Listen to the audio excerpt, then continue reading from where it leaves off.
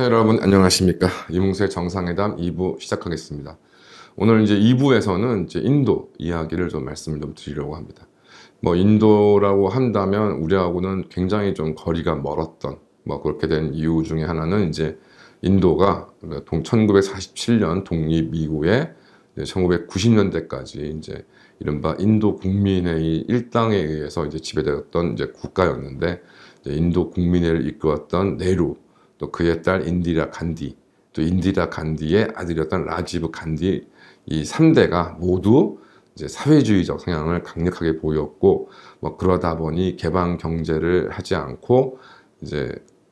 대외적인 어떤 무역을 크게 관심을 두어지 않았기 때문에 우리나라와 직접적으로 크게 연관을 맺지를 못했었습니다. 그러다가 이제 1990년대에 들어와서 라지브 간디부터 점차적으로 이제 시장 경제와 이제 자본주의를 적극적으로 도입 시행하면서 이제 인도와의 경제 교류가 이제 크게 늘어나기 시작을 했고, 인도의 자동차 회사가 이제 쌍용 자동차를 잠시 인수해서 경영하기도 했었고, 또 이제 우리나라 현대자동차가 인도에 공장을 세워서 이제 자동차를 만들어내고 있는 등 이제 나름 제한적이지만 이제 인도와의 경제 교류나 이런 관계들이 이제 깊어져 가고 있습니다. 이제 인도는 이제 중국을 넘어서서 세계 1위의 이제 인구 대국이고요. 또 뭐 대륙의 크기만 하더라도 또 뭐 대한민국 한반도의 몇십 배나 되는 엄청나게 큰 나라입니다. 더군다나 이제 우리나라에서 주로 이제 인도로 이제 뭐 불교 성지 순례라던가 이제 여러 가지 뭐 개인 여행이라던가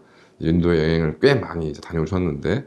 저도 뭐 얘기를 들었습니다. 인도 여행을 두고서 극단적인 이제 반응이 이제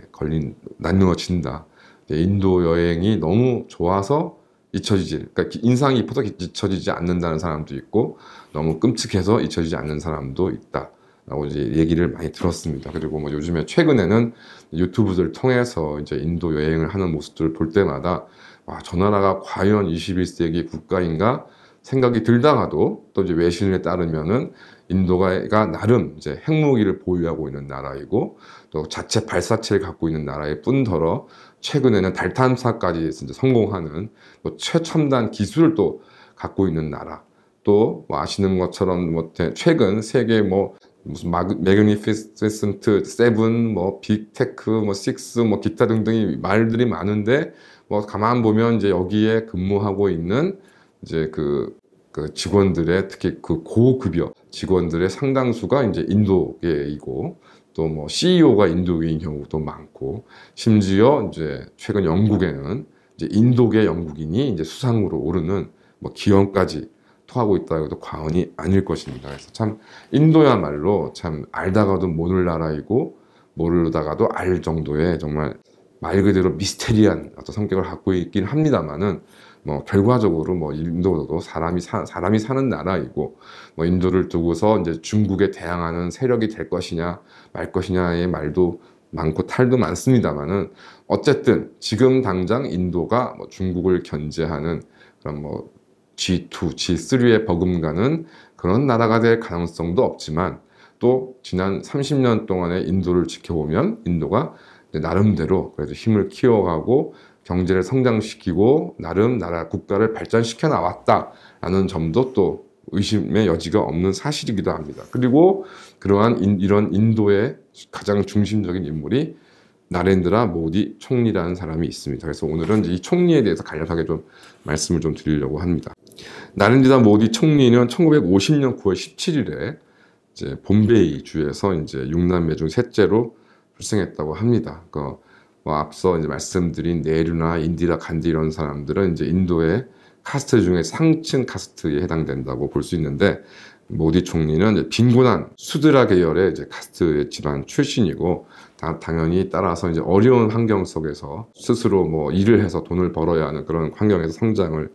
했습니다. 그러다가 이제 2014년 인도 총선에서 이제 인도 국민회의에 만모한 싱을 총리를 꺾고 제14대 인도 총리에 취임해서 현재 약 10년 동안 이제 인도 총리로 재임하고 있습니다. 이런 어려운 환경 속에서 성장하던 이제 모디는 힌두주의 계열의 이제 단체 어렸을 때부터 이제 가담을 해서 정치 활동에 나섰다고 하고요. 그런 와중에 이제 능력을 인정받아서 아마 뭐 주위의 지원을 받았을 것으로 보입니다. 그래서 1978년에 델리 대학에서 정치학을 전공해서 졸업을 하였고, 이후 이제 구자라트 대학에서 이제 정치학 박사를 배워서 이제 현재 이르게 되어 있습니다. 말씀드린 것처럼 이제 소년 시절부터 힌두 우익 단체인 이제 RSS에 가입을 했고, 1980년에 이제 이 RSS를 모체로 이제 결성된 인도 인민당이 이제 창립된 이후에는 이제 구자라트라는 주, 인도 북부 쪽에 있는 구자라트 주 지방선거를 이제 승리를 이끌면서 당 사무총장, 그다음에 2001년에는 이제 구자라트 주의 총리가 되었고, 2014년까지는 14년에 걸쳐서 최장기 구자라트 주 총리를 이제 재임을 하게 되었는데요. 이런 재임 기간 동안에 경제 자유 정책과 이제 제조업 육성 정책으로 이제 경제 성장을 주도하였고, 이제 이러한 업적을 바탕으로 해서 이제 총리에까지 이르는 나름 인도에서는 이제 입지전적인 인물이라고 할 수 있겠습니다. 아시는 것처럼 이제 인도 같은 경우에는 이제 과거 영국의 식민지였고, 뭐 그러다 보니까 내각 책임제를 이제 정치 체제로 하고 있고, 이것이 이제 연방 국가인 인도, 그다음에 그 연방에 소속되어 있는 주까지도 이제 내각 책임제 시스템으로 이제 구성되어 있는 것으로 알고 있습니다.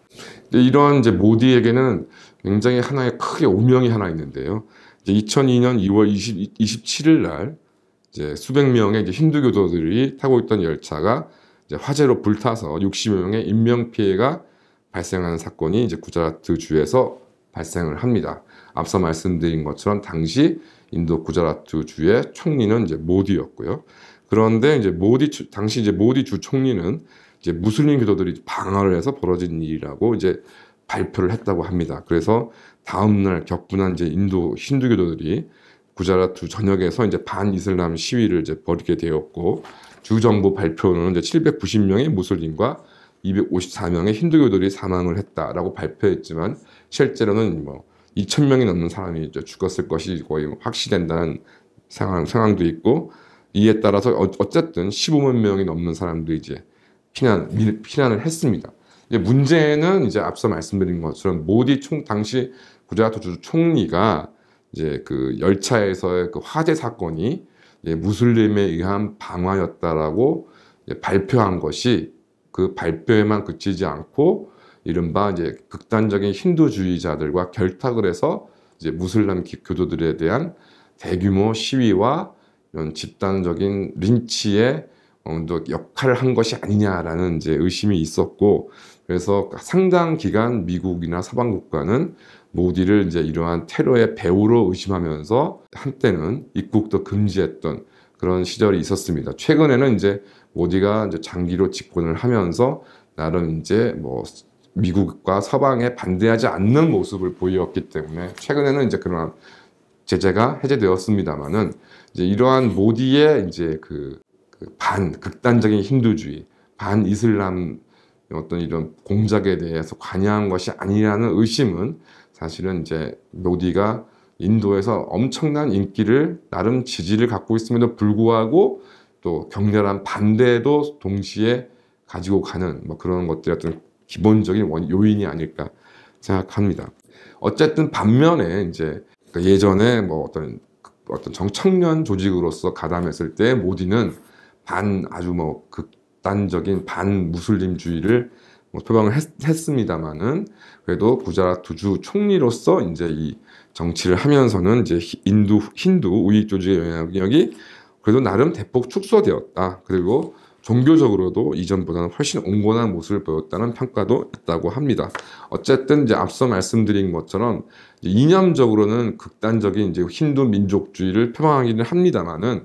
그 인도 국민회의, 이제 앞서 말씀드린 네루나 인디라 간디와는 달리 이제 민영화, 작은 정부, 이제 감세라는 이제 경제 정책을 이제 지향을 했고, 그래서 이제 수도 시설이 미비한 농지의 뭐 물 공급을 이제 늘린다던가, 이를 위해서 뭐 50만 개에 달하는 구조물, 뭐 이 중에는 11만 3천 개에 달하는 사방댐, 그다음에 이런 개선된 수도 공급으로 이제 솜 산업, 뭐 인도는 지금도 면화를 대량으로 생산하고 있는 것으로 알고 있는데요. 예를 들어 솜을 만들어내는 솜 산업을 이제 구자라트 주에서 성장을 시켜서 뭐 10%의 어떤 경제 성장률을 뭐 보이는 등 뭐 기록적인 성장세를 보였습니다. 지금도 구자라트 주가 인도에서도 아주 그렇게 잘 사는 주는 아닌 것으로 알고 있는데, 그나마 이제 그렇게 살기 어려운 주에서 10년이 넘는 이제 총리로 집권하는 동안에 좀 그래도 나름 괜찮은 경제적인 성적표를 얻었다라고 이제 평가가 됩니다. 앞서 말씀드린 건 2014년 이제 인도 이제 연방 하원 총선을 앞두고 이제 인도 인민당의 총리 후보 이제 이것이 이제 지명이 되었고, 선거 기간 내내 이제 인도 국민회의에 이제 와 만모한 신 총리 하에서 이루어진 부정부패를 이제 집중적으로 타격하면서 이제 유능한 경제 행정가라는 이제 이미지를 이제 부각을 해서 결과적으로 하원에서의 다수 의석을 차지하면서 이제 1984년 이래 처음으로 이제 하원 과반 의석을 차지해서 이제 집권을 하게 됐고, 구자랏 앞서 말씀드린 것처럼 그 인도 극단적인 힌두 민족주의에 기반을 두고 있습니다만은 무슬림으로부터 상당한 또 지지를 얻는 그런 모습도 보였다고 합니다. 어쨌든 집권 직후부터 이제 인도란 국가가 태생적으로 연방 국가이고, 인도 국민회의의 어떤 특성에 따라서 굉장히 분권적인 이제 모습을 보였었는데, 집권 직후에 이제 대대적인 이제 중앙 집권화 정책을 피면서 이제 총리의 권한을 대폭 확대하면서 이제 마찬가지로 구자라트 주 총리 시절 재임과 마찬가지로 이제 인도 경제를 이제 발전시키는데 나름 집중을 하게 됩니다. 그러다 보니 2019년 5월 23일 총선에서도 이제 압승을 하고, 그 나중에 제가 좀 말씀도 드리겠습니다만은 이제 인도 대륙 같은 경우는 딱 중간에 데칸고원이라는 나름의 이제 고원지대가 있고, 이 고원지대를 중심으로 해서 이제 남인도와 북인도가 갈려 있는데, 예전부터 이제 이것이 소통이 좀 어려워서 사실상 이제 이 남인도와 북인도가 통일 국가를 이루었던 시절은 극히 일부분에 불과하고, 그러다 보니 언어라든가 문화라든가 종교는 힌두교가 다수로서 비슷한 면이 있습니다만은 이제 이런 부분이 상당히 달라서 지금도 이제 인도 국가라는 어떤 통합에 있어서는 걸림돌이 되고 있는데, 2019년 당시에는 이제 원래 자신이 속해 있던 북인도는 물론이고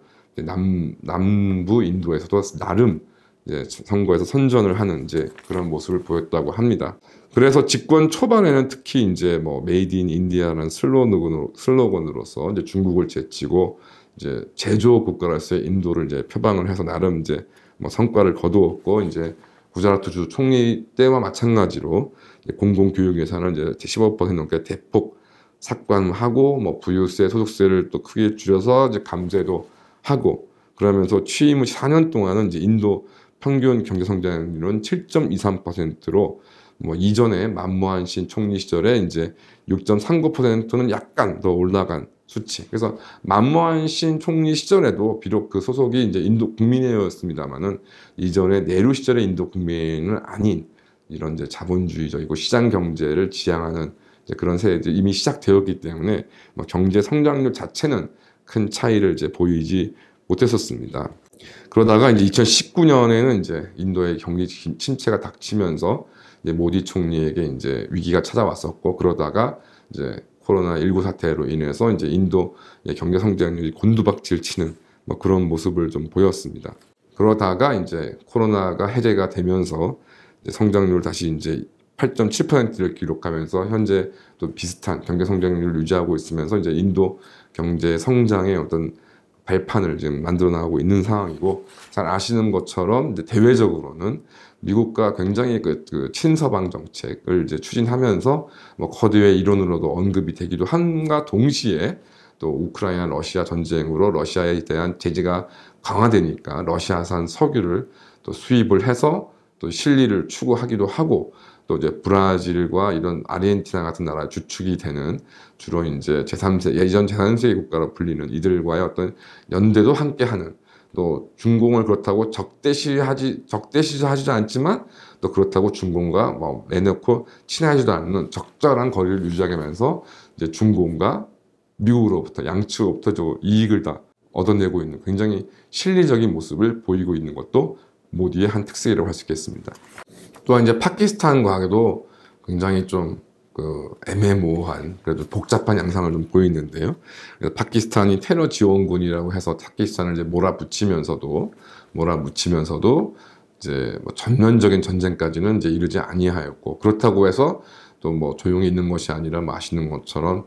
최근에는 각 양국의 전투기들이 실제 교전을 벌이는 등 또 무력적인 충돌도 감소하는 모습도 보였습니다. 또한 뭐 이것이 반무슬림에 기인한 것은 아니겠습니다만은 뭐 이스라엘 하마스 전쟁이 터졌을 때도 이스라엘에 대한 지지를 선언하는 등 정말 좀 인도가 참 알 수 없는 나라라고 할 생각 정도로 굉장히 그때그때 상황에 따라서 인도의 국익에 따라서 이제 어떤 결정과 정책을 실현하는 모습을 보여주기도 하고 있습니다. 어쨌든 앞서 말씀드린 것처럼 이제 인도는 세계 1위의 인구 대국이고 미국과 중공 그리고 러시아 사이에 신냉전이 이제 벌어지기에 따라서 누구도 이제 인도를 무시할 수 없는 인도는 이제 그러한 플레이어가 됐다고 좀 보여지고 또 나중에 또 말씀을 드리겠습니다만은 특히 남인도 같은 경우에는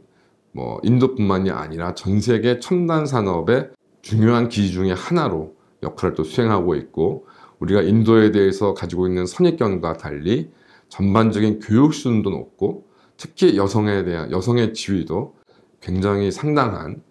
우리가 인도의 선입견과 맞지 않는 또 그런 모습을 보이는 지역이기도 합니다. 그럼에도 불구하고 엄청난 빈부격차가 유지되고 있고 그다음에 엄청난 또 지역 격차가 또 유지되고 있고 그렇기 때문에 과연 전국적인 동원이 가능한 중공과 상대할 수 있을 것인가 라는 것에 대한 뭐 의문도 제기되는 나라입니다만은 어쨌든 인도라는 나라를 이제 누구도 무시할 수는 없는 상황인 것은 분명하고요. 또한 앞서 말씀드린 것처럼 뭐 모디 총리로 대표되긴 하지만 어쨌든 최근 인도가 30년 동안 시장 경제 운영과 이로 인한 경제 성장을 통해서 대국으로서의 어떤 꿈을 가지고 수행하기 시작했다. 그것이 과연 10년 내에 이루어질 것인지 30년 내에 이루어질 것인지는 알 수 없습니다만은 제가 생각해도 지난 30년 전의 인도와 현재 인도를 비교했을 때 많이 모자라고 부족한 점도 많습니다만은 많은 것도 실제로 이루어내었다. 그렇다면 또 이 향후 30년 후에 인도가 또 어떤 모습이 될 것인지를 쉽게 예상할 수는 없지 않을까 생각합니다. 하여튼 좀 가급적 저도 이런저런 부분에 대해서 관심이 가져서 인도와 관련돼서 좀 말씀드리고 싶은 내용들은 앞으로도 좀 계속 말씀드릴 생각입니다. 감사합니다.